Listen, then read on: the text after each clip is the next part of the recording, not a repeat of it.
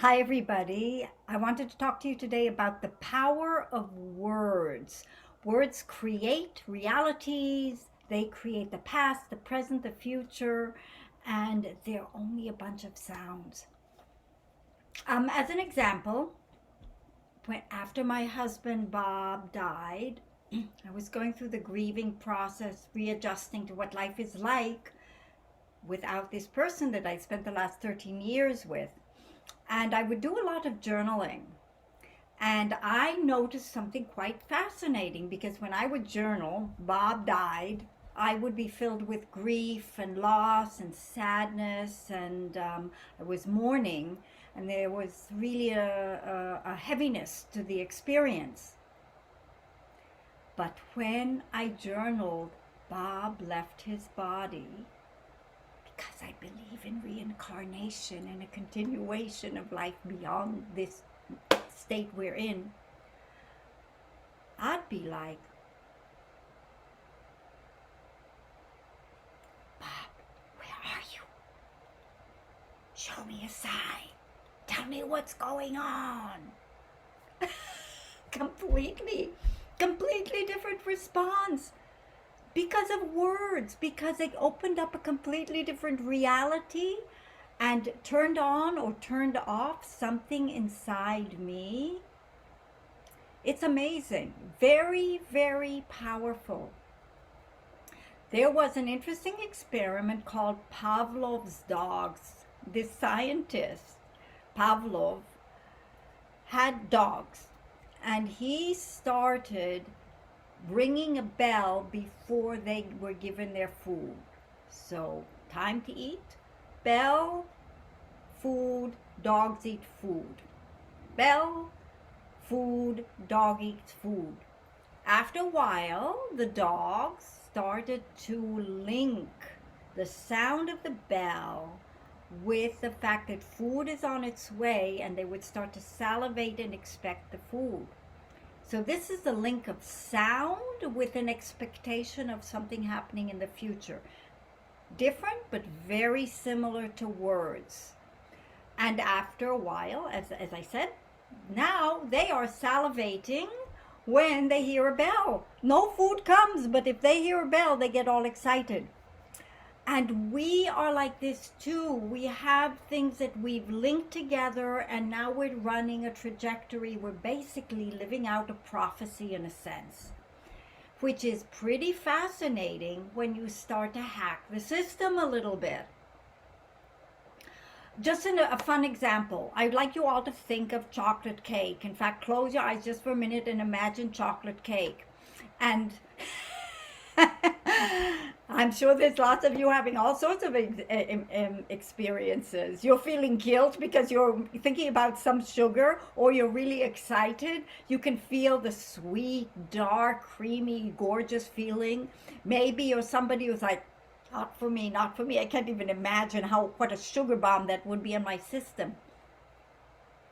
But notice it. There's no chocolate cake. You just thought about it, and immediately all of this world is coming up for you. So how does this relate to age and aging and who we are and how to live our best life no matter what, and how to hack the system? You want to really watch out for these words. I had a woman come up to me after yoga class, and she was, the first thing she said to me, I'm 56 and I have this painful knee. Funny, it always amazes me how people will come up to me to talk to me, and the first thing they do is tell me their age, and it's like, why do you want me to know your age? Like, who cares about the number? What's the problem? Or what do you want to share? But anyway, she said she had a bad knee. Maybe it was arthritis, and she'd been to her doctor, and her doctor said, well, at this age, you can expect things like this. This is normal for your age. Just take it easy. Don't do this. Don't do that. Don't do the other. And I'm like, wait a minute.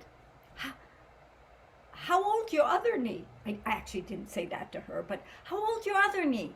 Same, It's the same age. How come that knee doesn't have the same condition?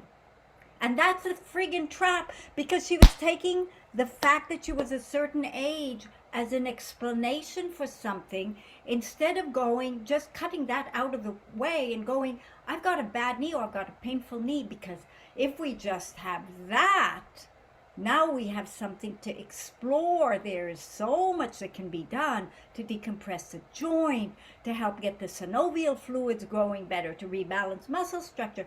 God knows, it can go on and on and on. Lots that can be done to empower a person to move the bar to the next level, and they're not sitting there with a chip on their shoulder that they're getting older, and that's kind of the destiny that they are now living out. Remember, words can create a full trajectory to the future and a belief system.